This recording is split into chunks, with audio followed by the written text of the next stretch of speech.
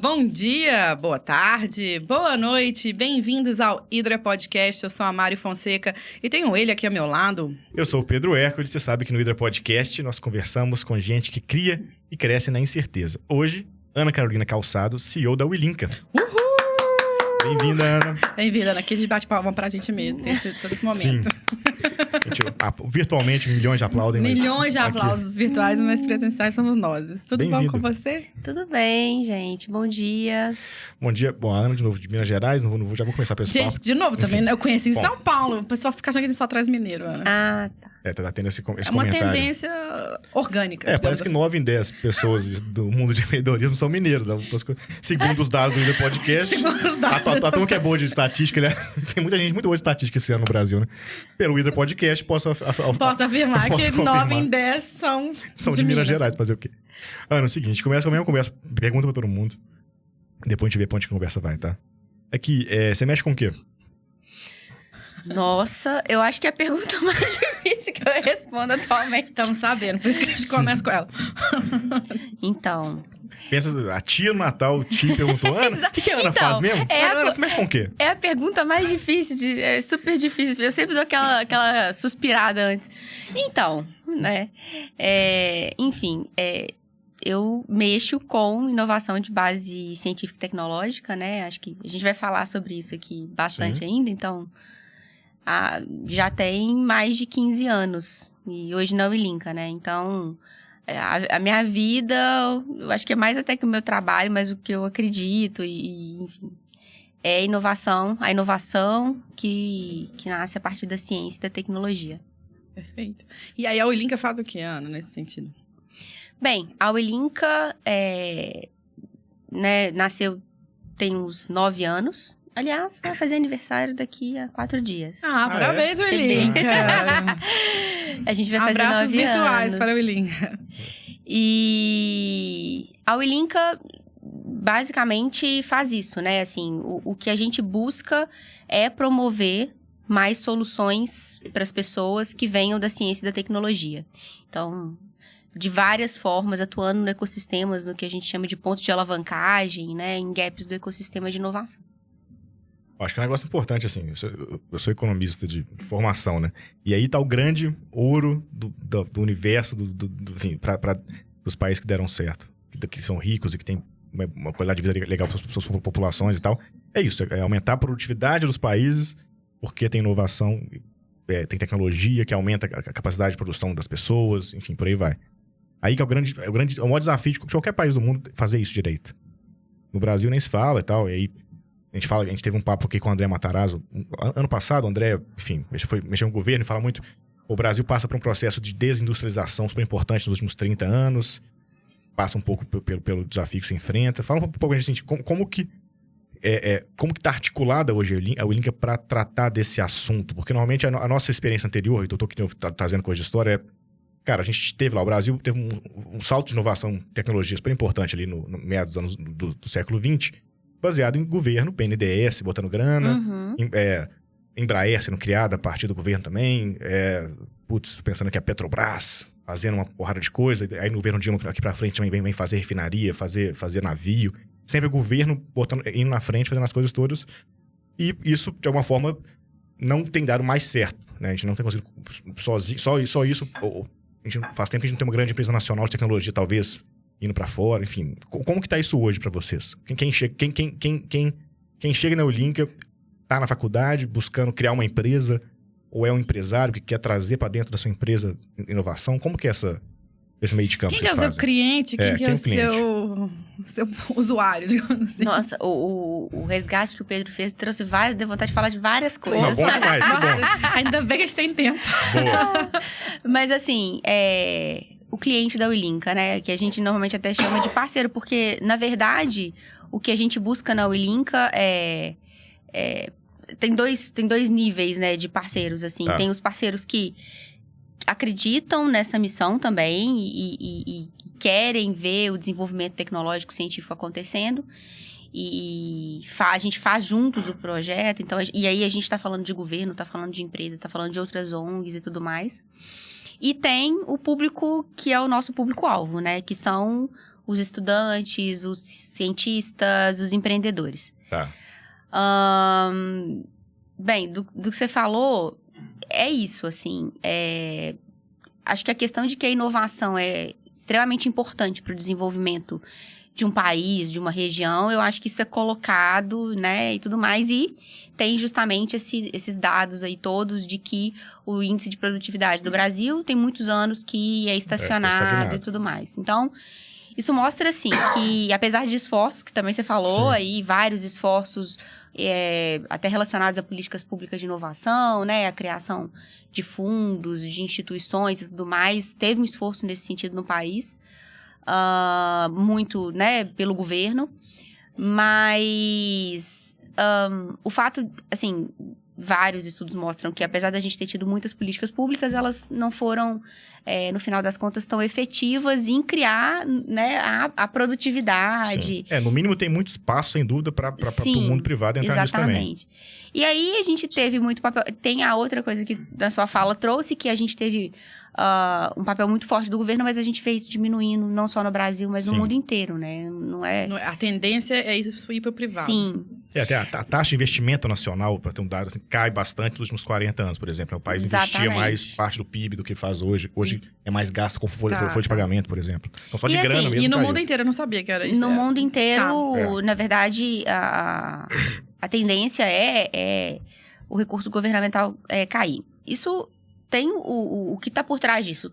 Quem faz, de fato, inovação, no final das contas, são as empresas. Tá. Quem produz, né, cria o produto, desenvolve o produto, processo e produz, né, fabrica para as pessoas, são as empresas. Então, no final das contas, as empresas precisam fazer inovação. O governo, normalmente, e aí tem muitas linhas de pensamento, então por isso que eu estou falando normalmente, claro. Ele tem um papel de alavancagem, né, da política pública, de fomentar, de alavancar, de atuar lá onde o mercado Ele ainda... é o isqueirinho, né? Não é quem tá fazendo. Isso é o ideal, assim, né? Tá. Só que cada país tem, né, segue a sua linha e também dependendo do momento político e etc. Então, tô falando que o recurso governamental tá caindo, mas, por exemplo, na China tá aumentando. Tá. Né? Mas, tem as exceções. Exatamente. Né? E o fato da China tá se mostrando, tá crescendo como potência em ciência e tecnologia, tá muito relacionado a isso. Então, o governo percebeu que tá no momento em que ele precisa... Isso é o que vai levar a China a ser a maior potência, que ela tá a caminho. Sim. E faz parte disso por causa do momento de maturidade do ecossistema de inovação chinês que o governo apoia isso. No caso da China faz sentido, e o ideal é que em algum momento isso mude, assim, que esse recurso governamental seja para alavancar e aí as empresas possam tomar a frente. Então, quando eu falo no mundo, essa é a tendência que está acontecendo, assim, agora o recurso privado em inovação, ele é muito maior do que o governamental no mundo todo. No Brasil, a nossa história é que o governo investia, o governo diminuiu, mas a gente não teve um aumento do recurso privado. Tá. Que tem sido o nosso problema, assim, também, sabe? Ai, mas eu não sei meio código de mercado, mas eu quero só fechar o Ilinka, pra gente não abrir essa janela.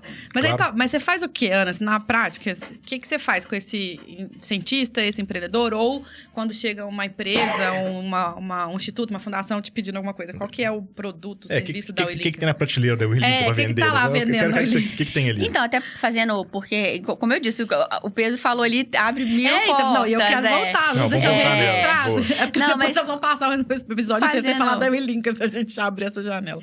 Não, fazendo o link, assim, então o que tem a ver essa história com a Ilinka e o que a Ilinka faz, né? Então, inovação de base científica e tecnológica, ela alavanca o desenvolvimento de um país, melhora a vida das pessoas e tudo mais, né? Estamos todos de acordo, eu acho. Exatamente. Então, sem dúvida. E aí, assim, no Brasil, a gente tem, então, todo esse gap que a gente comentou.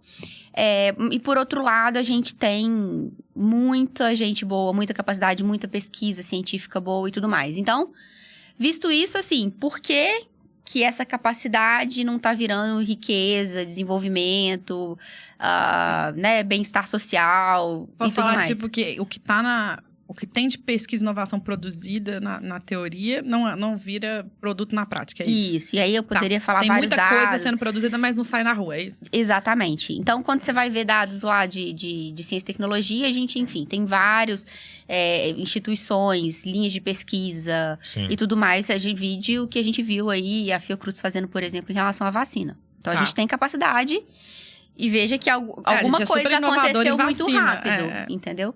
Quando precisou, sei lá, quando não é de crise, mas mostra que a gente tem capacidade, enfim. Então, o que a gente faz na Wilinca, e aí, como eu disse, a gente atua em vários pontos do ecossistema, mas uma parte importante como que a pergunta por trás do nosso trabalho é como é que a gente alavanca para isso virar inovação. Então, a gente trabalha com os estudantes, com os pesquisadores e com os empreendedores, de base científica e tecnológica, para aumentar a capacidade deles de criar inovação. Então, a visão de mercado, como modelo de negócio, todas essas partes de capacitação, inovação, empreendedorismo e aceleração de negócios.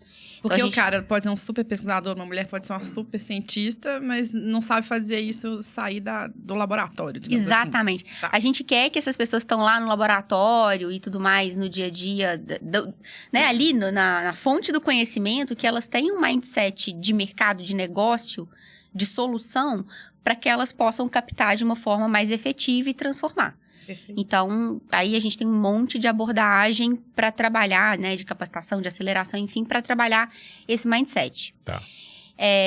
Então, esse é um público super importante para o Wilinca. A gente trabalha também com o que a gente chama de agentes de inovação do ecossistema, porque... Importante, existe um ecossistema de inovação no Brasil, Então, a gente tem as empresas de base tecnológica, a gente tem os parques, a gente tem as incubadoras, de empresas, a gente tem os núcleos de inovação das universidades, tem um monte de instituição, assim. Então, a ideia não é substituir, a gente quer empoderar, a gente quer capacitar também, assim, aumentar a capacidade desses ambientes de inovação de fazer o trabalho deles. Então, a gente trabalha também em conjunto com esses ambientes, capacitando os agentes, os gestores e tudo mais, e também ajudando a melhorar processos, enfim.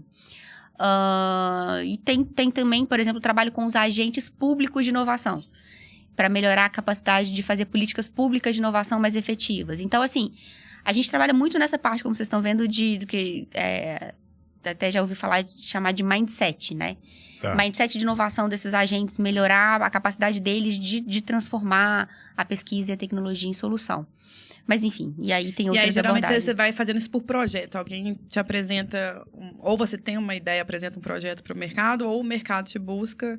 Exato. Precisando uma demanda, eu preciso melhorar um processo dessa incubadora, ou eu preciso achar negócios ou soluções de tecnologia... limpa e preciso colocar isso no mercado. É nesses lugares que você atua. Sim. Assim, claro que como já tem instituições no ecossistema, organizações que já atuam com isso, então eles já têm seus próprios programas e às vezes buscam a Wilinca para suporte de operação ou para construir a metodologia junto. Mas, assim, com 9 anos, a gente buscou amadurecer métodos e conhecimento. Assim, acho que é um foco muito importante nosso. A gente fala que a gente tem uma abordagem que a gente chama de think and do, A gente faz, é muito mão na massa, mas a gente, até por estar num ecossistema de inovação e amadurecimento, a gente busca desenvolver conteúdo e metodologias e criar ferramentas que a gente propõe também para fazer para o ecossistema, entendeu? Então, a gente, se entrar lá na página da Wilinca Conteúdos, os empreendedores, os pesquisadores, os agentes de inovação vão encontrar vários e-books contando as experiências e dizendo como foi feito. Você tem os cases muito bem mapeados, e tem metodologias lá também para auxiliar, Enfim, então a gente tem trabalhado até bastante em propor a melhor forma de fazer as coisas, o que a gente tem visto, e aí buscar os parceiros para colocar isso em prática. Olha, deixa eu fazer uma pergunta. Ou só um negócio. O conceito vai.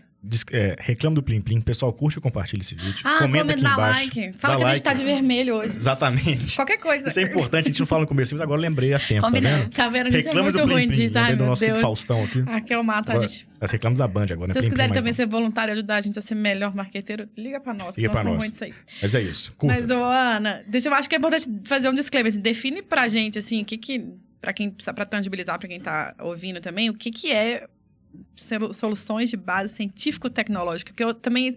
Claro, pra gente talvez seja uma expressão comum, mas eu tenho dificuldade das pessoas, quando eu vou explicar ali na pipe as diferenças entre ter tecnologia e ser uma tecnologia de base científico-tecnológica. É difícil, às vezes, para as pessoas. E na verdade, assim, tem uma coisa que eu tenho percebido cada vez mais, que não existe um conceito único, né? Então, até o termo que está sendo super usado agora está em alta, né? Até falar em investimento sobre isso, mas Deep Tech, né? Deep Tech, que é o termo que está sendo mais usado, acho que mundialmente, para se referir a esse tipo de solução. Deep Tech, para mim, é bem mais complexo do que... Mas tem isso, tem né? Deep Space Tech, que eu adoro, que as tecnologias de espaço profundo. Ok, um pouco mais longe. Volta. Mas, enfim, no nosso entendimento, assim, quando a gente fala científico, a gente está falando né, baseado em conhecimento que normalmente é desenvolvido na academia. Tá. Então, enfim, conhecimento novo, inovador, né, assim, na fronteira do conhecimento. Tem a questão também que usa métodos científicos para ser desenvolvido, então tem toda a questão da confiabilidade do processo, né, e do resultado que se chega. E tem a questão tecnológica, que às vezes também a gente chama de hard tech, né?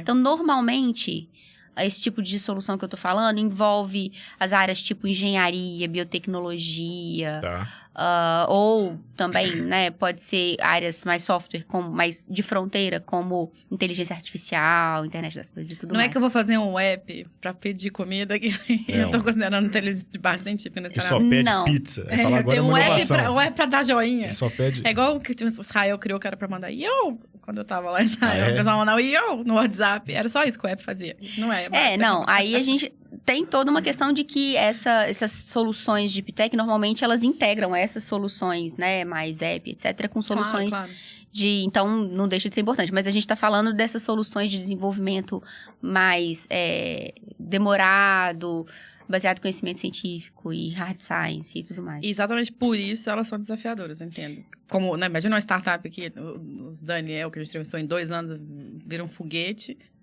A turma do base científica e tecnológica vai precisar de mais tempo, necessariamente. Sim. Aí a gente está falando de desenvolvimentos que levam tempo, que tem mais incertezas, que normalmente também demandam mais investimento inicial. Sim. Né? Tem de fato, essas características. Como que se dá? Pensar um exemplo, talvez... Eu conheço pouquíssimo esse mundo, até dei uma estudada antes, porque assim, eu fiz economia picaretagem, Excel e tal, a gente não mexe com nada com tecnologia de verdade, né? A gente não sabe fazer uma maçaneta, enfim. Mas assim, eu lembrei de um amigo que eu conheço na Faria Lima, um cara que agora já tá em outros lugares, mas ele faz poli, ele é engenheiro na poli, enfim, não sei qual, nem sei se viu bem, mas enfim.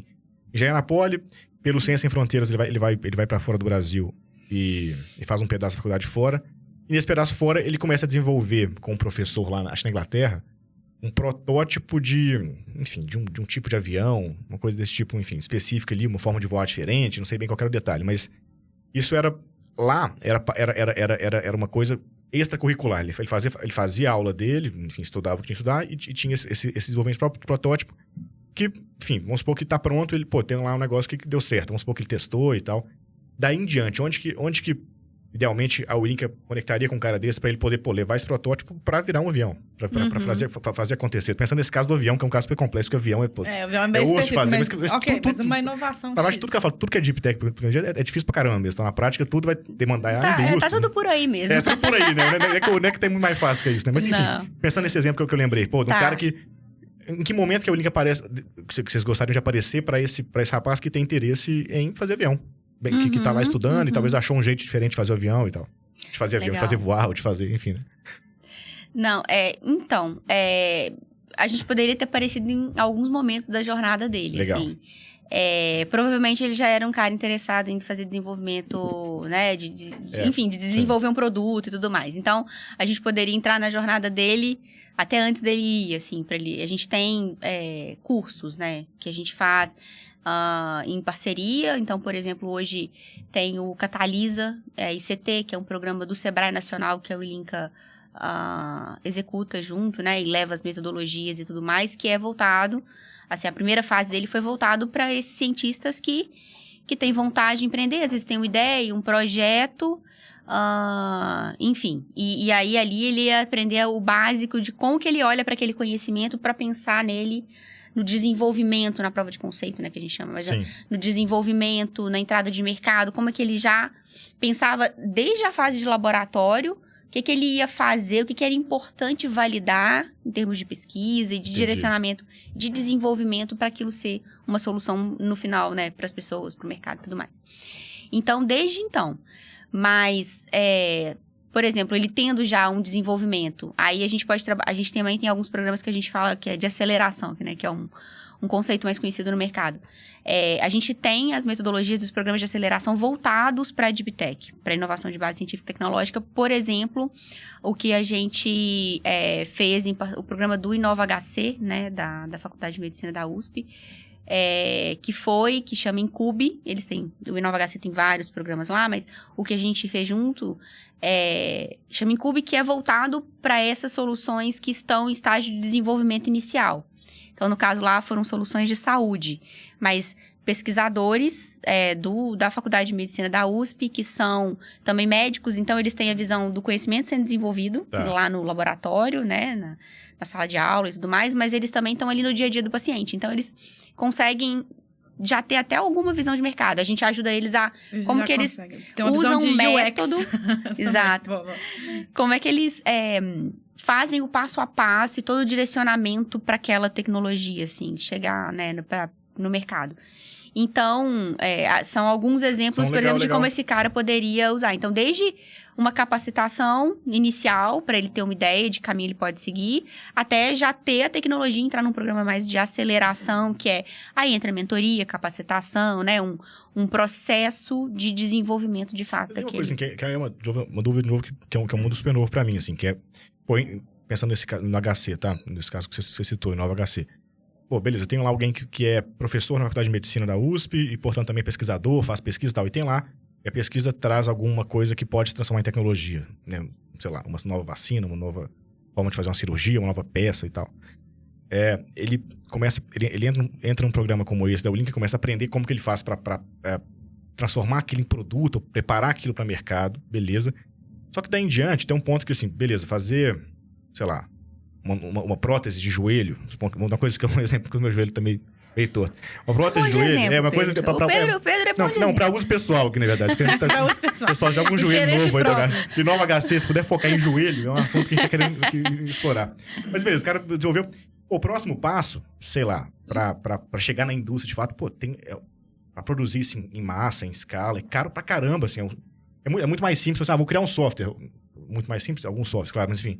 Vou criar o Hydra, tem coisas que você tira do papel muito mais fácil do que uma fábrica. Não, por isso que 99% das estatísticas Hydra, mentira, mas a maior parte dos investidores investe em software simples. Porque base tecnológica você tirar do papel é muito mais fácil. Você fala, agora eu vou produzir em larga escala uma nova vacina para não sei o quê. Caramba, você tem que... É duro. A Pfizer faz isso muito bem, mas nem todo mundo consegue fazer.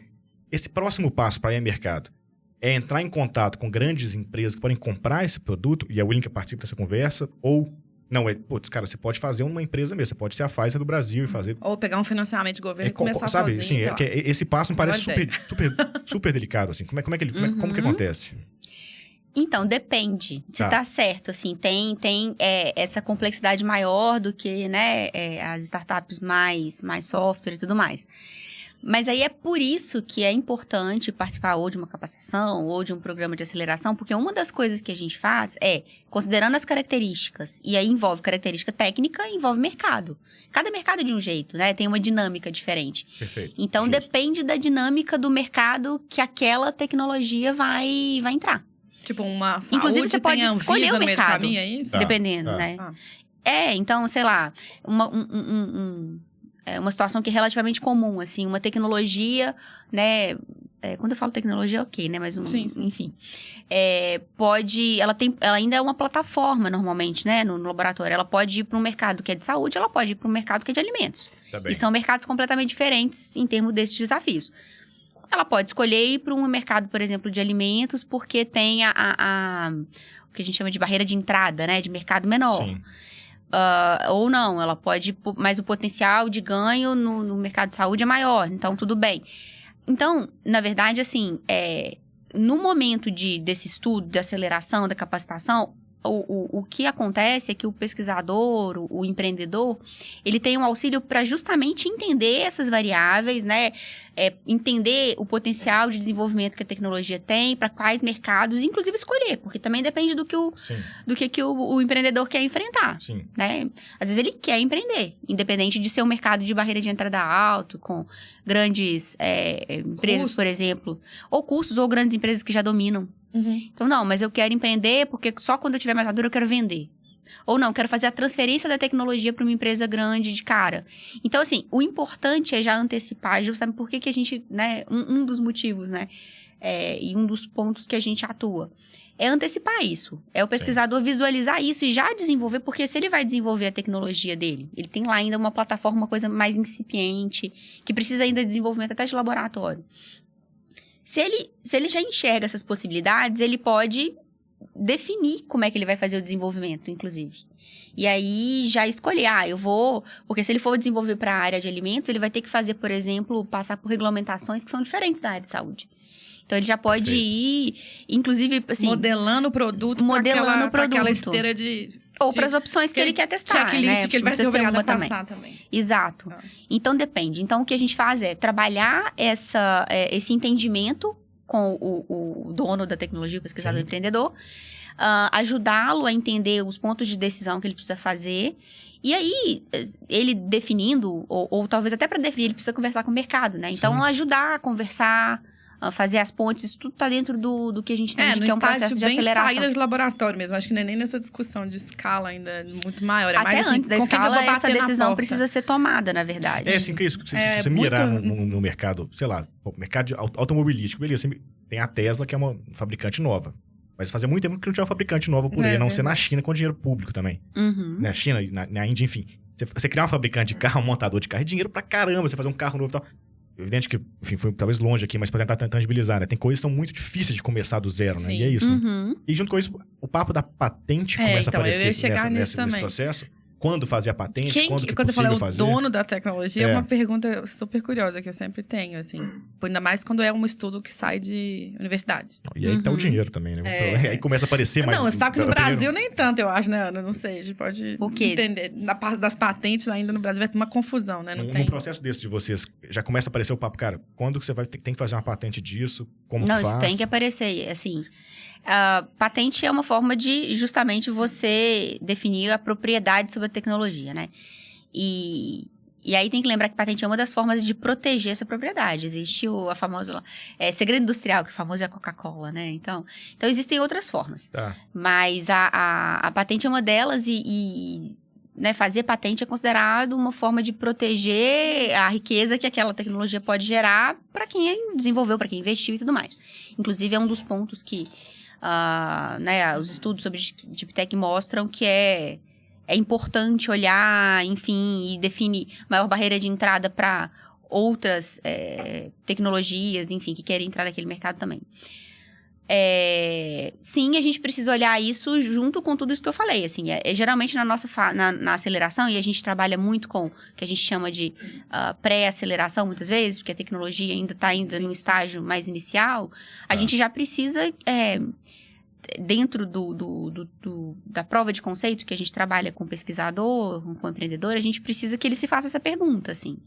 E aí, para isso, ele precisa pensar para que áreas essa tecnologia pode ir, para que mercados no mundo, qual é a melhor forma de proteção da propriedade dessa tecnologia, se é patente, já precisa, né, às vezes... Porque você não precisa ter definido ainda o final para proteger uma patente, você pode proteger opções também, né? Então... E também tem uma patente que eu lembro que eu fiz uma vez para... Como é que é? A forma como você organiza aquilo, né? Não só a patente da nova solução, mas o assembling, que a gente fala em inglês. É uma patente de organização, como vai estar disposto. Se o copo vai estar assim ou assim, eu consigo ter patente. É um negócio bem específico. Tem que ser específico. Que pode ser do produto, pode ser do processo. Tem questões aí. Mas o pesquisador, gente, ele tem direito a essa patente, mesmo se ela nasceu de uma pesquisa dentro da universidade? Eu tinha esse conflito. É dele, não é? Ele não precisa dividir com a universidade? Sim. Porque tem uma treta aí, não dele. Existe uma regra de forma que é geral, não sei dizer, ela não quer dizer que ela é imutável, mas quando uma pesquisa é desenvolvida dentro da universidade, normalmente o pesquisador tem direito a 1/3, a universidade a 1/3 e o departamento, alguma coisa assim, é 1/3. É uma regra normalmente utilizada no Brasil, pelo menos. E aí, quando entra desenvolvimento conjunto com empresa, né, aí aplicam outras coisas, mas normalmente é isso. Eu pergunto, até eu acho que eu já falei disso aqui, mas eu tenho um livro que eu amo, quando eu fui morar em Israel, que eu li o Startup Nation, e metade do livro era muito falando como que o país se posicionou para ser esse país de alavancagem de base tecnológica, mas que não dependesse de governo, que também foi a segunda etapa muito incrível, que eles começam com fomento de governo, mas eles... Começa com um governo muito intenso. Exato, eles fazem isso, mas eles já definem, nesse modelo de patente, essa transferência de tecnologia para o mercado. Isso está dentro de todas as grandes universidades israelenses, tem dentro da universidade um espaço, um comitê, um órgão, qualquer coisa que seja, responsável por trabalhar a transferência da tecnologia das universidades que são públicas para o mercado privado. E aí eles estão muito experts em fazer essa transferência de tecnologia para o mercado, e é onde o pulo do gato fica. E exatamente uma das coisas que eu lembro deles falarem muito é disso, deles facilitarem esse processo de quem é dono do quê. Inclusive porque a própria empresa pode financiar a universidade, que financia a pesquisa dentro da universidade com formas mais claras, transparentes. Todo mundo é dono de um pedacinho daquela patente, porque é um país que vive de patente. Eles têm mais patente no mundo do que o resto do mundo. É uma loucura, assim. É um país com 70 anos, cabe dizer também. É bom lembrar disso. Os dados, foi inventado há 70 anos. Israel, mas se você olhar prêmio Nobel e patente, ele não tem o que discutir. E aí, mas para isso, assim, e eu lembro muito quando eu voltei, esse centro de transferência de tecnologia foi algo que a gente foi. Eu acho que eu cheguei a conversar com você também e outras pessoas, por que é tão complexo no Brasil essas conversas? Porque eu não sei se é uma coisa cultural ou se de fato tem estruturas muito complexas legais para ser uma conversa transparente. Aqui, esse prédio aqui está financiado pela Safra. Lá, eu fiquei numa hospedagem. Seu Safra me deu lá uma hospedagem para eu dormir. É o prédio dele, tem todos os estudos que ele também vai financiar. Você bate na porta dele, tá tudo linkado. O professor, a universidade, o governo. Tá todo mundo pró aquilo, né? E aí que foi a grande sacada. Na Califórnia, nem tem o governo, né? A Califórnia já pula direto para a empresa. A empresa já negocia com o cientista e tal. E aí, eu não sei, assim, eu queria te ouvir, porque eu acho que é um gargalo do Brasil, assim, que seria tão legal ser mais simples. Resolver, né? Resolver. Dá uma solução pra nós. Como é que você vê a solução? Ou eu tô viajando, não é isso? É porque a gente não tem... Não, mas um pouco assim, onde que é o desafio? Onde que é a porta do seu rabo? Onde que você mais vê boas soluções não acontecer, não ir no mercado? E assim, talvez... A pergunta é tão complexa quanto a resposta, na verdade. Assim, é isso. Na verdade, quando você vê esses casos, né? Você comentou Israel, que é um caso incrível e tal. Se você pegar, assim, na essência, é como assim, a gente tem no Brasil condições de fazer uma história parecida, na verdade. Assim, a gente tem instituições fortes, a gente tem pesquisa, patente tem aqui também, tem empresas. Então, assim, tem os elementos. Por isso que eu digo, a gente tem um ecossistema de inovação. Tá. A resposta, onde a porca torce o rabo, né? Maravilha, pra ficar no papo mineira. Exatamente. Aí tem a complexidade, porque são muitas respostas e elas podem vir diferentes. É por isso que a Wilinka atua em vários pontos do ecossistema de alavancagem, porque existem vários pontos de alavancagem. A resposta pode estar em cultura, a resposta está em história, a resposta está... muita gente diria que né, Israel é um país que não tem recurso natural, então eles tiveram que achar uma solução, não tem recurso assim, mas... Né? Tem um contexto. Tiveram que fazer água do zero. Exatamente. E a gente tem água muito facilmente. Então, tem essa questão, né, básica, que é do tipo, os recursos são muito disponíveis no Brasil. Isso é um problema pra gente em algum nível. Então, os países que tiveram esse problema de recurso foram muito mais ágeis em ter que achar uma solução por meio da inovação, por exemplo, né? Tem um problema de política pública, a gente tem e se empenhou nisso, mas de efetividade. Tem uma questão do mindset dos pesquisadores, do mindset das empresas que vêm para cá. Então, é sistêmico. Tem pouca empresa de P&D também aqui, né? A gente fala isso também, de certa forma. Para receber esse cara do avião, você tem... As grandes multinacionais estão aqui, elas estão só com a área de vendas ou comercial, enfim. Não tem... Muitas. Não tem a área de pesquisa e desenvolvimento para plugar um mindset de curto prazo. Então, são muitos elementos históricos, culturais, sistêmicos. E não é uma resposta simples. E é por isso que lá na Willink, a gente tenta, né, acho que até ao longo dos anos a gente tem amadurecido a percepção de onde estão o que a gente chama de pontos de alavancagem e tenta criar... Mas eu fiz essa história porque tinha um papo, tô perguntando um negócio de patente, tá? Deixa eu voltar pra ela. Porque tinha um papo assim, eu lembro que, né, sei lá, tinha umas coisas malucas. Eu tinha aula com um cara que criou o stent, ou metodologia de stent pro coração. E era meu professor, dava aula de patente, vende stent para todos os laboratórios do mundo. Ele tem lá. Todo stent que alguém coloca, ele tem X% daquele dinheiro. Corações muda fora. O cara deve ser muito trilhardário e professor lá da universidade. Me deu aula tranquilão de chinelão e tal. É muito mindset do israelense, que ele não é o cara que vai empreender a tecnologia. Ele quer ter parte da patente e transferir essa tecnologia para o mercado. É muito mais um mindset. Lá nos Estados Unidos... A fábrica de stent está na China, sei lá quem faz. Exato. Ele não quer ser o CEO e falar que fez o stent. Ele quer ganhar dinheiro na conta toda vez que alguém vendeu o stent. É um pouco mais mindset cultural até dos empreendedores israelenses. Nos Estados Unidos, não. Ao contrário. O cara quer ser o CEO que vai dar entrevista, que é meu, veste a camisa e tal. Tem uma diferença. Mas eu lembro muito de todo mundo falar assim, você quer fazer patente, registra nos Estados Unidos, registra na China, registra não sei onde, mas Brasil nem se preocupa. Porque você não, no final dos ovos, você não vai conseguir ter esse modelo de eu ganhar dinheiro em cima só da patente, entendeu? Tipo, porque o tempo de fazer patente aqui não funcionaria, ou a patente não é você não consegue cumprir. É igual o ECAD, sei lá, da vida, igual o nosso entrevistado, o Wilde. Entendeu? Tipo, você não consegue garantir que o cara não tá usando. O Brasil é mais confuso nesse sentido. Por isso que eu tava perguntando. Não sei se é do seu universo, mas era uma dúvida que eu tinha também.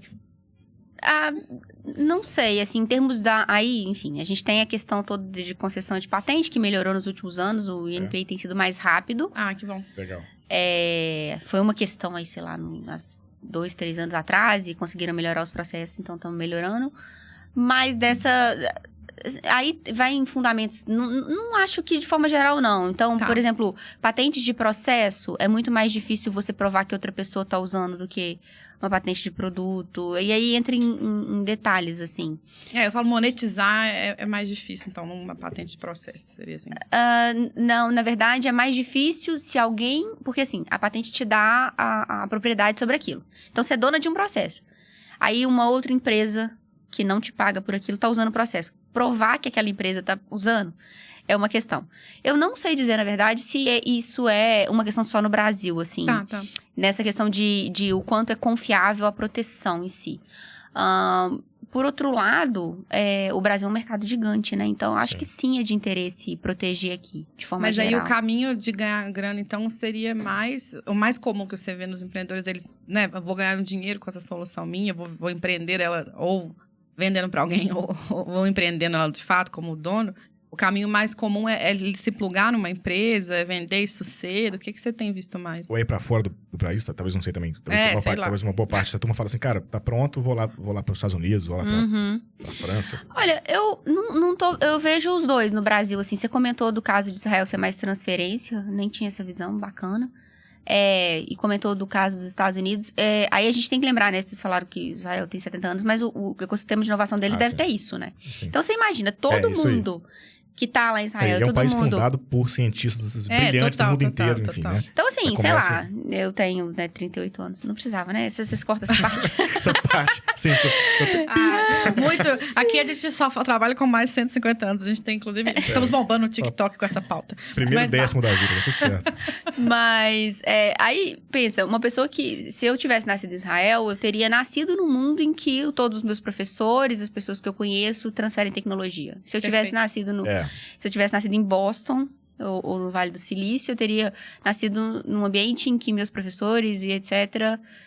criam um negócio. Sim. E aqui no Brasil eu nasci num mundo em que... num país que a lei de inovação é de 2004. Em 2004 eu estava no meio da faculdade fazendo bioquímica, mas abrindo empresa júnior, criando empresa júnior e fazendo estágio de inovação sem saber exatamente o que era. Entendi. Então... Se você pensar no que significa, né, ser, sei lá, tá no ambiente de inovação hoje no Brasil e tá nesses lugares, é diferente. Então, no Brasil, eu acho que tá em definição. Eu não diria que não tem um caminho que tá mais aberto, assim. Não, eu acho que tem os dois caminhos hoje abertos, assim. E nesse movimento de amadurecimento do ecossistema, estamos caminhando nos dois sentidos, na minha opinião, assim. Tá. Essa coisa histórica, você até trouxe um pouquinho no começo, acho legal trazer pra turma aqui. Assim, na prática, a história do Brasil mesmo é uma história de... primeiro, commodity, etc. Um monte de gente exportando coisa.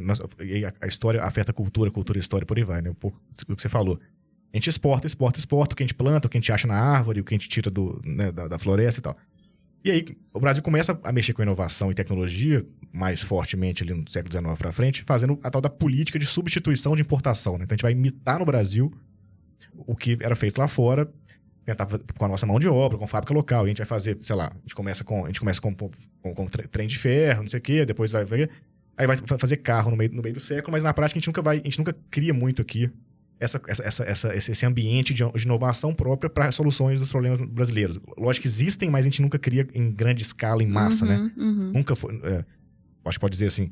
Nunca foi um consenso nacional, pensando em política, empresário, todo mundo. Que não, o que a gente pode fazer aqui? A gente não tem que imitar o que tem lá fora, trazer para cá. A gente pode fazer daqui do zero, a gente pode encontrar a solução aqui mesmo, né? Que é o caminho que a China fez, né? Depois ela começou imitando e aí exatamente. Agora é o caminho a China faz o shift super rápido, ela começa imitando, fala, beleza, agora a gente faz... O Japão antes também, né? O pessoal todo da Ásia faz isso. A Coreia imita, a gente faz carro igual, agora a gente faz carro melhor, mais rápido, mais barato. Em seguida, agora a gente faz também... a Nintendo, que tá aí também, enfim, né? E consegue achar uma nova solução, novos produtos, um monte de coisa nova que parte daí, né? Eu queria dizer, assim, acho que um pouco... se eu entendi bem, uma parte importante do trabalho de vocês é, de fato, ir trazer essa conversa para todos os ambientes onde ela deveria acontecer, né? A faculdade, a empresa, onde deveria começar a entender, cara, a gente não tem que... Vai criar uma startup, você não tem que abrir lá no, sei lá, Forbes... americana e achar um trem pra imitar no Brasil. Ou você pode, cara, partir do... Tem pesquisa aí sendo feita. Exatamente. Sei lá. E aí, assim, até conectando com o papo dos ecossistemas, né? A Lei de Inovação é de 2004. Então, pense, assim, teve todo esse prelúdio aí de políticas relacionadas à inovação, mas foi a Lei de 2004 que começou a permitir que se pudesse usar... não permitir, mas facilitar que pudesse usar o conhecimento que é desenvolvido nas instituições de pesquisa para criar produto, né? Permitir que o pesquisador pudesse dedicar tempo para isso, criar negócio e tudo mais. Então, 2004, gente, assim, é muito pouco tempo. Muito tempo. Não, porque eu acho que antes a minha sensação é que tinha uma relação de concorrência, sabe? A academia lá, não vou mexer com a empresa, eu sou pesquisadora, a empresa é maldade. Tinha um ranço ali, que a lei começa a mudar. Tem, tá? Se você considerar que a gente tá, né, são 16 anos só, é muito pouco tempo, assim, mas tá em plena transformação. Então, aí voltando na sua pergunta, então é isso que a gente tá, a Olinka justamente faz isso, a gente tem problemas, muitas questões, problemas atuais, problemas que estão aí emergentes, né, a gente falar de clima e outras pautas super importantes. Sim. E a gente tem solução sendo criada, assim, então... A gente tem instituições de pesquisa, a gente tem conhecimento, a gente tem um número de doutores sendo formado. Se eu não me engano, a gente é o 13º país que mais publica no mundo, pesquisa científica. Enfim, tem capacidade. Então, que tal criar nesses ambientes, nesses pesquisadores, nesses estudantes que estão lá imersos nesse conhecimento, a capacidade e a vontade, né, e o ambiente para... olhar para os problemas que existem e usar esse conhecimento para criar soluções, assim. É basicamente o que a gente propõe, então... porque eu tenho... Eu vou falar umas frases polêmicas, depois eu vou apanhar. Mas traduzindo na minha cabeça, eu sempre tive aquela coisa. A gente tem uma área de doutorado, PhD e tal, muito humanas, né? As outras áreas a gente fala menos. E elas tendem a ser áreas que tipo, tô falando, na áreas humanas, sei lá, eu fiz um PhD em psicologia... Potencialmente, meu PhD vira um livro, vira uma tese interessante e tal. Não necessariamente, ele vai virar uma tecnologia que vai pro mercado. Pode ser que aconteça, mas não é tão frequente. Já se eu sou um PhD em engenharia, provavelmente o que eu tô estudando e pesquisando tem uma puta potência de ser um negócio na rua, de ser um produto, né? De ser algo físico que eu posso vender e comercializar e tal. E aí eu acho que tem quase essa cultura de você tá aí fazendo seu PhD, essa coisa. Quem sabe, em vez de ter um foco em publicar uma tese, quem sabe ter o foco em fazer um produto, né, daquilo. Que é uma mudança mesmo de cultura também para essa visão acadêmica nossa. Exatamente. Então, é nisso que a gente acredita. E eu comentei, você comentou aí dos tipos de tecnologia, eu comentei da vacina, né? Sim. Então, para mim, é um caso super emblemático, assim. A Fiocruz é uma das instituições mais importantes de desenvolvimento de soluções de saúde no mundo, assim. E aí, poderia me embasar por várias referências aqui, mas é isso, de destaque em nível de pesquisa mundial. E a gente produz coisas incríveis. O nosso histórico lá, de vacina assim. é referente no Exatamente. Mundo, né? E, enfim, a gente tem um sistema de saúde público gigantesco, com várias questões, que é referência também como sistema, mas com várias questões pra gente cuidar. E a gente tá numa posição ideal para fazer isso acontecer. A gente não vê acontecendo com a velocidade, aí a gente fez pela Ulinca um trabalho com a Fiocruz em 2016 para capacitar os pesquisadores da Fiocruz em inovação, ajudá-los a entender como é que acontece o processo de transferência, de tecnologia ou de empreendedorismo e tal. Então, assim, tem muita coisa, mas tem muita questão, muito gap, muito desafio no processo. Mas quando a gente precisou de desenvolver uma vacina com uma outra referência mundial, que foi Oxford, né, a gente fez isso muito rápido. Quer dizer, a gente tem a capacidade, a gente tem o caminho. Precisa destravar isso, né? Assim, exatamente, entendeu? Para mim Onde estão as nossas oportunidades, assim, olhando... Porque, assim, óbvio, quando eu olho o mapa da PAP, nossa análise, a gente vê oportunidades, tendências de mercado baseado em empreendedores, ponto. Você traz um outro recorte que é baseado em soluções de base científica e tecnológica. Onde você acha que a gente tem mais potência, que a gente está produzindo mais coisa interessante? Ou quem são os clientes que mais te procuram também com essas temáticas, assim? Olha, olhando pelo ponto de vista, assim, de capacidade científica e tudo mais, assim, tem muitas áreas. E a gente é imenso, assim. Uma das coisas que a gente está olhando na Ulinca muito forte a partir desse ano é como é que a gente potencializa os ecossistemas locais. Porque você pode falar de Florianópolis, que é um ecossistema específico, você pode falar do Porto Digital, que é outro ecossistema incrível, e existe um ecossistema na Amazônia. Então, assim, né, São Paulo e tudo mais. Então, a gente tem vários potenciais, mas eu destacaria saúde, definitivamente, assim, acho que a gente, se eu não me engano, Fiocruz, junto ali com a USP, são alguns exemplos de referência mundiais que estão no Brasil. Mas, por exemplo, curiosamente, a gente é referência em pesquisa em bioeconomia, biotecnologia, relacionado a recursos da floresta, etc. A gente tem um desafio gigante na Amazônia. Então, assim, tem essas áreas que são importantes, tanto em termos de solução quanto de problema. Você me fez uma outra pergunta que eu esqueci. Não, é isso, as verticais, as temáticas que são mais... São duas temáticas que... E aí, essas duas temáticas, elas entram em problemas, né, de saúde pública, de clima, de florestas e, enfim, de vários desafios que são prementes, né? Não, é engraçado que pra gente também, de certa forma, saúde e tecnologias verdes são os temas aquecidos, né? E a gente tem a capacidade de desenvolvimento, assim, Perfeito. sabe? E você falou de clientes, assim, a gente tá vendo o olhar sobre investimento em Deep Tech aumentar, né? Aí, não sei se vocês viram, se eu não me engano, Hello Tomorrow, junto com a BCG, tem feito alguns estudos muito interessantes a respeito de investimento de Deep Tech, assim, muito, muito, muito legais. E a gente tá vendo alguns fundos aparecerem, investidores interessados em olhar para isso. Sério? Que notícia boa. Deep Tech está sendo considerada a quarta onda, né, da inovação. Não, mas assim, para chegar num fundo de investimento é muito bom que chegue. Sim. Não, mas na verdade no mundo já chegou, assim. O investimento de Deep Tech, se eu não me engano, nos últimos 4 anos quadruplicou.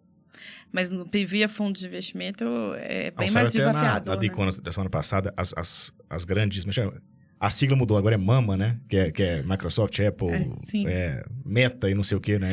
Eles mudaram os MAMA lá, eles aumentaram tipo 4, 5 vezes o investimento em P&D, inclusive Deep Tech e tal, nos últimos 4, 5 anos. Sim. Não, as próprias empresas, sim. Desculpa, que você falou fundo, eu fui pra VC, minha cabeça foi pra outro lugar. Tem essa discussão que é uma discussão também mundial, e aí, tô sempre falando mundial porque a gente tem o Recorte Brasil, que a gente tá, assim... um pouco atrasado, mas não quer dizer que não podemos pegar a onda. Os modelos de investimento em tecnologia que existem, eles precisam ser adaptados para olhar para a Deep Tech. Porque tem características próprias de desenvolvimento, né? Então, por exemplo, alguns que eles destacam e que eu vejo no dia a dia da Ulinca, né? A questão do investidor conhecer Deep Tech. Saber sobre desenvolvimento de Deep Tech. Entender o que ele está falando, é uma caixa preta, eu brinco na Ulinca, a gente é uma caixa preta, assim. Não é nem que, eu entendo e sei que é difícil de desenvolver. Aquilo é estranho. Eu sei que demora, que é mais caro, aí tem mais chance de dar errado. Por isso que eu então falei que deixa eu olhar pra outra coisa, entendeu? Então, assim, existe uma falta de conhecimento mesmo, total. sabe? E os modelos, então, quando a gente olha pra Venture Capital, por exemplo, é um modelo que, originalmente, ele foi criado para lidar com investimentos de maior risco, mas, ao longo do tempo, ele foi ficando não tão, assim, arriscado ele assim. É software e escala. Então, quer dizer, ele não, né? Então, existem novos modelos, arquiteturas de investimento que precisam... Não dá para simplesmente enfiar a Deep Tech nos modelos que existem. Tá aí uma pesquisa boa de Entendeu? fazer, hein, Pedro? Quais são esses novos modelos para investimento em hard tech? Já gostei. Já tô dando uma olhada, se quiser. Vamos brincar, liga pra gente. Não, mas tem algumas coisas interessantes sendo criadas no mundo que a gente já tá vendo. E isso é uma certeza, assim, novos modelos precisam existir. Só pra tangibilizar, eu lembro uma das... eu esqueci, eu não vou lembrar o nome da empreendedora, mas era duas mulheres, assim, pesquisadoras mais velhas de muitos anos de academia, que elas tinham descoberto um chip que você conseguia colocar, que ele antecipava em 20 minutos as cisões que as pessoas têm quando tem ataque epilético. Então, porque o problema do epilético é que ele vive com isso e tem cisão, se ele tem na rua, ele corre risco de morrer, de ser tratado e tal. Então, ela tinha uma metodologia que 20 minutos antes da epilepsia, ou ataque, a cisão acontecer, ela previa, igual o terremoto, previa que ia acontecer. E aquilo era um sinal no aplicativo, alguma coisa que ele podia encaminhar para alguém e podia também, vou ter um problema se eu sentar aqui, pegar um remedinho e ficar esperto e tal. Que era, né, sei lá, eu acho sensacional, mas tinha um problema, porque era um chip na cabeça, né? Mas não só o Elon Musk que fala sobre esse assunto, a gente tinha aqui pesquisadores. E eles estavam na base da pipe e tal. E eu lembro que era super difícil a gente conversar e mentorar na época, porque como é que a gente vai ajudar elas a captar investimento? Porque não tinha um fundo preparado para a grana que elas iam precisar para aprovar todas as aprovações de Anvisa, todos os testes de mercado. E também... as aceleradoras também eram um desafio. Quem são as aceleradoras que conseguem apoiar o desenvolvimento de uma tecnologia tão específica e de base tecnológica, científica e hardware, né? Tipo, tem vários layers aí. E aí eu lembro que a gente até achou, foi na época que eu acho que eu te conhecia, sempre a gente, o Ilinka faz, que legal. Porque é isso, tinha pouca coisa. Vocês também começaram num pioneirismo nesses assuntos. Então, eu fico feliz de ouvir que tem fundos. Eu confesso uma coisa, o de Deep Tech, eu fiquei na cabeça o tempo todo que era algo ligado mais a hardware, ou coisas mais complexas nesse sentido. Mas eu não ficou claro. O que é o Deep Tech, no final das contas? Pode ser uma AI, né? A explicação do Deep Tech pra mim não ficou clara. Só faz na verdade... Talvez eu 3 vezes já, eu não entendi, tá? Não, mas você tá mais certo. Se você tivesse falado que tinha entendido, eu ia pedir pra você me explicar. Que eu falei, Deep Tech, eu fiquei assim, putz, Deep Tech... você entendeu. Não, porque o conceito de Deep Tech, na verdade, ele não é único, assim. Pra você ter uma ideia, o conceito hoje mais aceito é que uma investidora... americana disse, se eu não me engano, sei lá, 2014, alguma coisa assim. Mas Deep Tech já é usada há muito mais tempo. Enfim, o conceito ainda meio quase que está em construção, assim. Mas, basicamente, assim, para fins práticos, tecnologias que usem, soluções que usem tecnologias hardware faz sentido, mas muitas vezes ela está acoplada também com software, tá? Não está sozinha. Não necessariamente só hardware. Então, a gente está falando de conhecimento na fronteira, desenvolvimento hardware ou de soluções que não são só software, em áreas como engenharias, biotecnologia. Mas quando você fala de desenvolvimento da fronteira, você citou a inteligência artificial. A inteligência artificial é um nível de software mais complexo. Sim. Que poderia, inteligência artificial é considerado Deep Tech. Ou, por exemplo, computador quântico. Tem o hardware, mas o incrível é o software. Entendeu? O Deep Tech seria talvez aquela coisa que é... Não sei se eu tô pensando assim, né? Essa coisa de fronteira. Mas é de fronteiras, que é aquela coisa que dá saltos de produtividade de fato, ou que transformam setores completamente. Sim. E não necessariamente como, sei lá, Airbnb, disruptivo e tal, porque mudou o modelo de negócio. É modelo de negócio. É modelo de negócio, outra modelo história. De negócio. Porque não é modelo de negócio, porque é tecnologia que transforma o setor. Cara, de repente, aprendi a refinar o petróleo diferente, que vai dar 3 vezes na gasolina. É isso. Uma coisa que vai, sei lá, se você jogar a casca de banana na água e fazer uma inovação biotecnológica para limpar a água... Talvez o cara que criou a célula fotovoltaica. Isso seria Deep Tech nesse momento, certo? O Biolabs, sim. Tudo que o Biolabs faz é Deep Tech. Então, o cara criou a... Então, entendi. Acho que agora ficou mais claro criar um conceito assim muito claro, você me ajuda. Então, eu tô tentando, porque eu tô apanhando aqui. Mas é legal trazer prática, assim, para as pessoas também visualizarem. Sim, assim, e é amplo, assim. Os últimos conceitos que eu vi... E olhando pra frente é muito mais difícil que pra trás. Sim, então, e é um conceito em construção. Dá pra brincar. É um conceito em construção. Tá. Os últimos que eu vi são amplos, assim. É dessa investidora lá do Vale, que acho que é próprio X, alguma coisa, próprio X, né?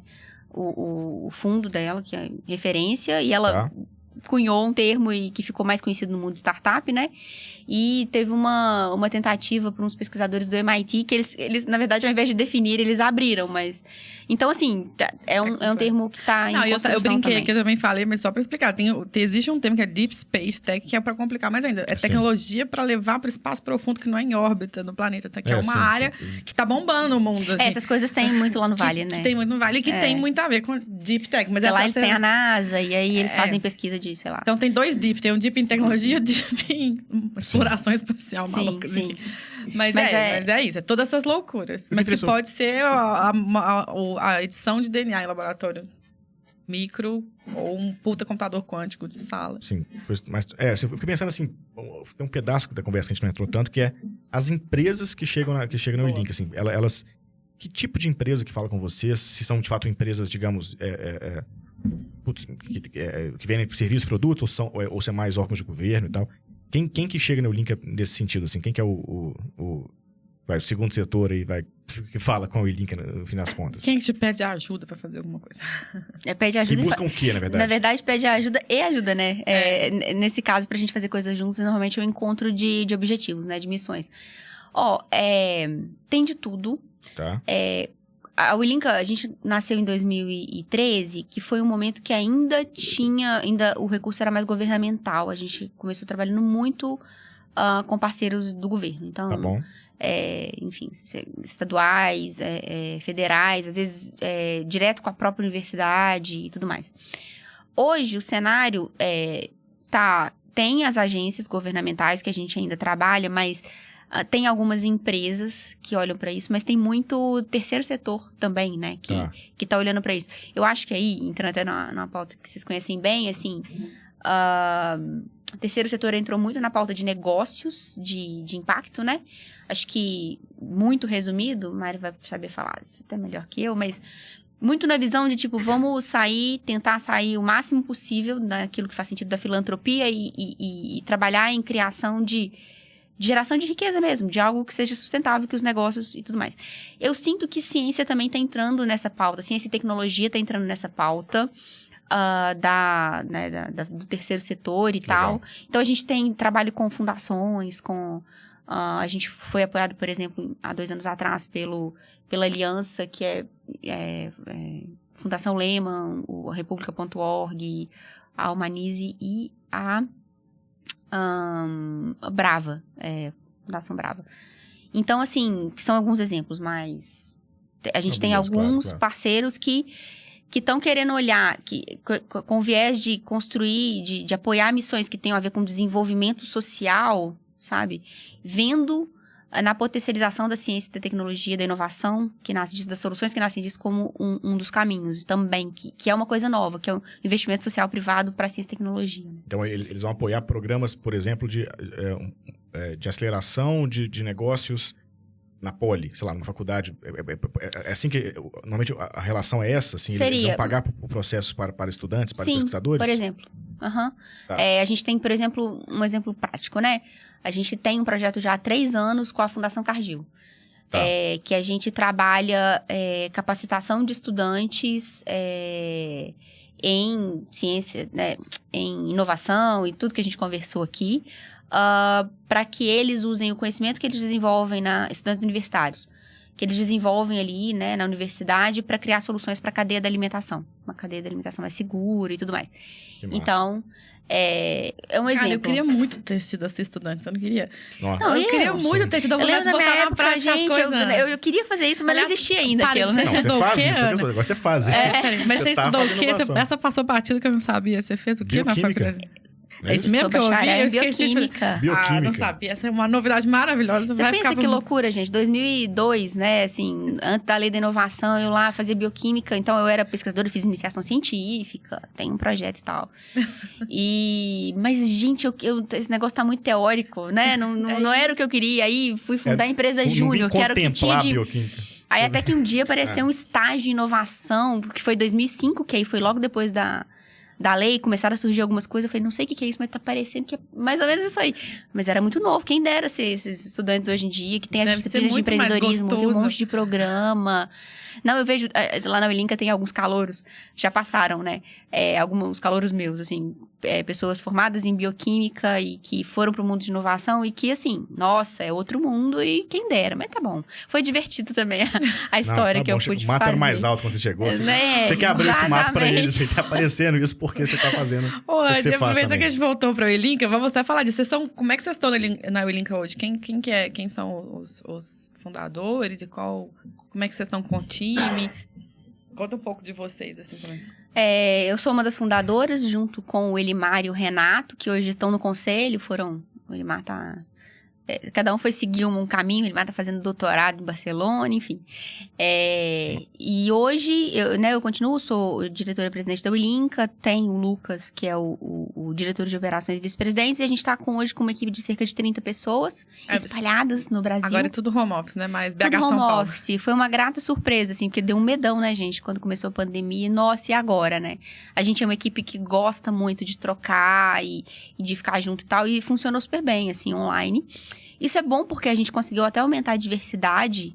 Então, a gente hoje tem equipes, por exemplo, em Natal, em Cuiabá. Tá todo mundo espalhado e a gente tá pensando aí para esse ano para frente como é que vai ser o modelo físico online. Mas é isso. E aí estamos espalhados. E aí é legal, que eu acho que você falou rapidamente também, que vocês são uma ONG, né? Vocês não são... O CNPJ é de associação.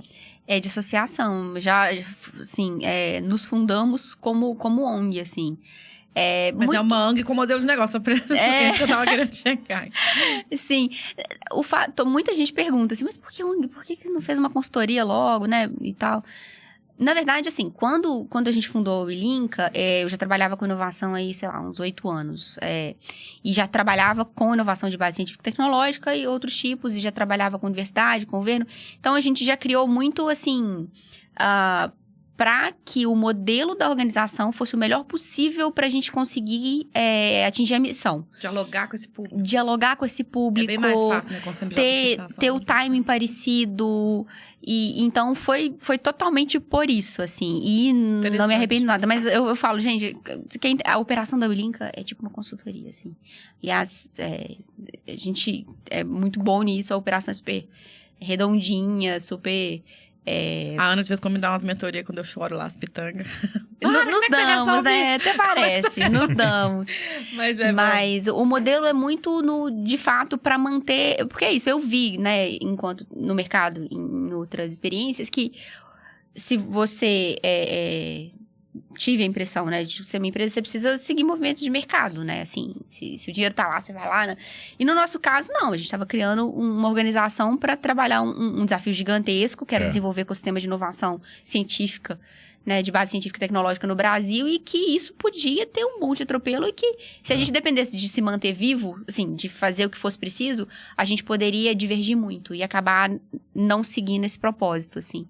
Então, foi uma forma da gente manter a missão em primeiro lugar, sabe? E até pra quem tá ouvindo a gente aqui agora, que tem empresa e tudo mais, vocês primeiro fazem projetos para empresas que queiram apoiar em missões, como você citou.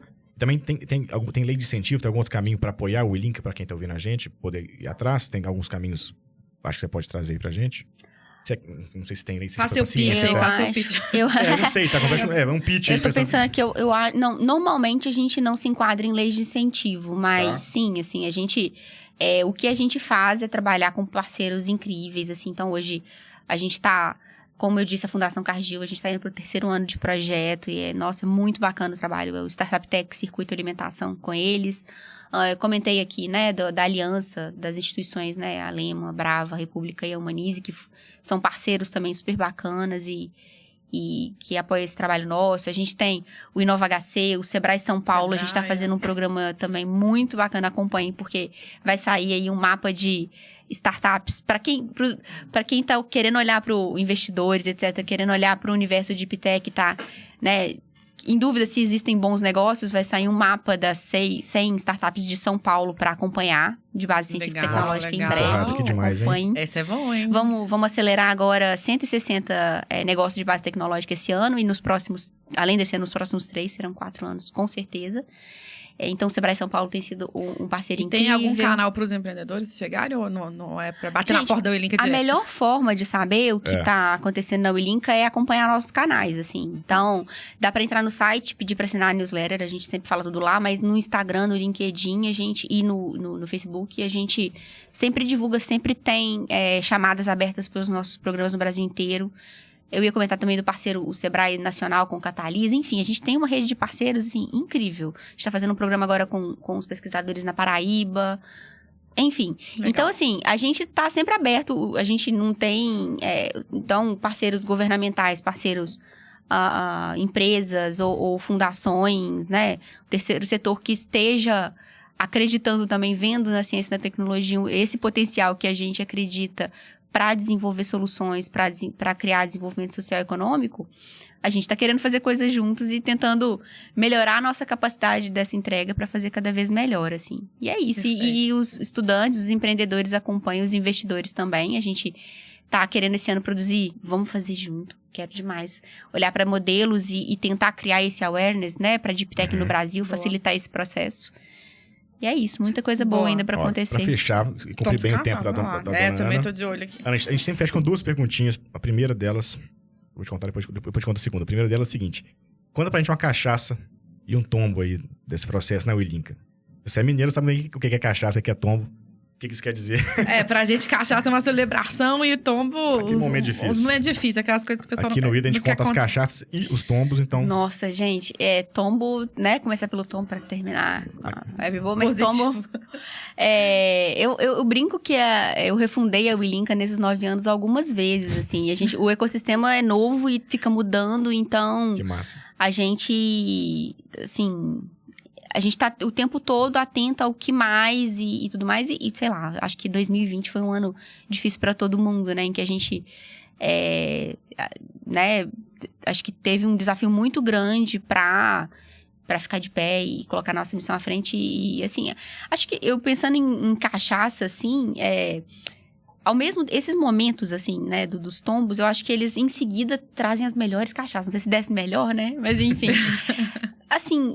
De verdade... E a Ana é sommelier de vinho, tá? Só pra deixar registrado. Eu gosto bem de uma cachaça. Também? Opa, então tá. Se você quiser, tá ótimo. Vou pra próxima reunião. Melhor do que... Cedo, mas... Ninguém precisa saber. Não. Verdade. Mas, de verdade, assim, é muito bacana como a gente consegue atrair pessoas pra rede Willinka incríveis, assim. É louco, assim. Nesses 9 anos... Assim, a gente até faz o café Willinka, que é de 15 dias lá no Willinka com o time. Eu olho pras pessoas e falo, gente, como é que pode ter... E gente boa em todos os sentidos, assim. Eu acho que isso é uma das melhores cachaças. Porque toda vez que tem um tombo, a cachaça é quem tá do seu lado, assim, sabe? É quem vai fazer acontecer, quem acredita. Então, os parceiros, o time... É muito bacana como a gente atrai gente do bem, gente foda, gente muito bom no que faz. Então... E o quanto isso não tem jeito. Se você tem isso, você vai fazer coisa boa, né? Então, acho que as melhores cachaças foram nesse sentido, sabe? Boa. Bela cachaça essa, muito boa, massa demais. É um pessoal querendo fazer, né? Eu acho muito legal, essa energia do fazer é muito boa. Olha, agora sim, pra fechar, infelizmente, pra fechar essa conversa, a gente pergunta pra você, pede uma dica pra turma que tá ouvindo aqui o Ida Podcast, assistindo. Pode ser dica de filme, dica de música, disco do Michael Jackson, pode ser de livro. Cachaça, de livro. Enfim, alguma referência legal que você queira deixar pra galera aí atrás. Tá. Pode ser pra dormir ou pode ser pra estudar. Pode ser sobre o seu negócio, pode ser... Tô numa fase estudando tanto que eu tô tentando ser menos nerd aqui, trazer alguma... Não, manda um negócio nerd. Gente, o time da Willinka que é muito melhor que eu pra trazer umas dicas de série, etc. Não, muito massa, mais nerd possível, tudo certo com a nerd. Não, Pedro vai ficar feliz, vai lá, pode ir. Gente, mas assim, eu comentei, assim, pra quem tá interessado, né, de entender melhor o mercado de Deep Tech, investir nisso, etc. De fato, assim, eu tenho lido os reportes da Hello Tomorrow com a BCG, tem uns 3 ou 4 que eles fizeram nos últimos 2 anos, que são incríveis, assim, que dá pra ter uma noção muito boa do que tá vindo por aí e uma onda que a gente não pode perder. Acho que hoje seria isso, assim. Hello Tomorrow mais BCG. Daqui embaixo são abertos? São abertos. Boa, bota o link aqui. É isso, né? Ô, Ana, antes da fotografia, eu vou agradecer. Obrigada pelo susto aí de última hora, correria pra estar aqui. Foi um prazer. Obrigada mesmo. Obrigada, gente. Falando demais, a gente já jantou junto. Sempre se perguntar quando aquela fase melhor, assim. Bom que a gente teve o Hidra. É uma boa desculpa de perguntar bastante, né? A gente pode fazer pergunta boa pra gente que a gente conhece. É difícil pra caramba, é interessante pra caramba, mas pô, não quero encher o saco dela a noite inteira. Que a gente tem a chance de encher o saco dela 1h30, entender o que ela faz, que é fascinante, que é importante pra caramba, cara. Pra quem conhece um pouquinho de... Né? Dá vontade de fazer coisas com o Link, é isso, cara, isso é importante, cara. É isso que transforma a vida de verdade, isso que traz a gente, enfim, tira a gente da caverna e põe a gente no ar-condicionado, né? Em tecnologia, inovação e trabalho, enfim. Caralho, parabéns. Obrigado por ter vindo mais uma vez. Obrigada, gente. Galera, esse foi o The Podcast. Quarta-feira que vem tem mais. Vamos inovar. O site do link tá aqui embaixo, conheça mais. É nóis, um abraço.